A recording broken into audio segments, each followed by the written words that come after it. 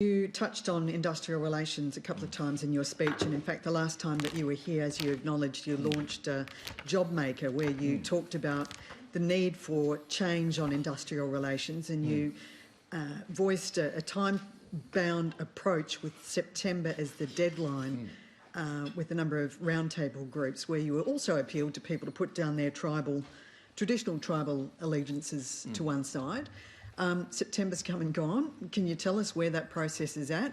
Is IR reform still part of your agenda, and will it be announced in the weeks ahead? Well, it certainly definitely is, and I want to thank all of those who participated in what has been a fairly feverish pace process, and there has been a lot of good faith and goodwill.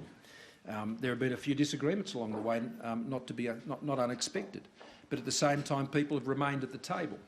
And the attorney and I have been very grateful for that, as has the Treasurer. And we have finished that round of the process, and that is now being distilled by the Attorney-General and as Minister for Industrial Relations. And he is now fashioning a plan that will come forward to the Cabinet. We've already had a number of discussions about where that would take us. I think we've been able to make some good progress, and the government will make further decisions about how much further we would go beyond what has been discussed, because ensuring that we have an industrial relations systems that can employ more people, particularly now, is so critical. And we can't have the rather militant response and approach that we're currently seeing out there in Port Botany. I mean, we're talking about a dispute here where they are seeking to reduce automation technology at our waterfront to resist the improvements in productivity that will support farmers get their products to international markets.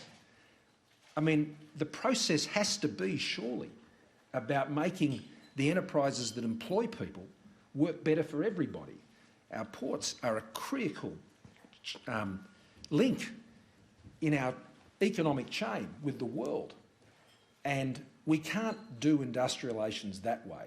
My hope is that is an outlier, that is an aberration, that is not a position that is more broadly shared amongst those in the industrial relations area.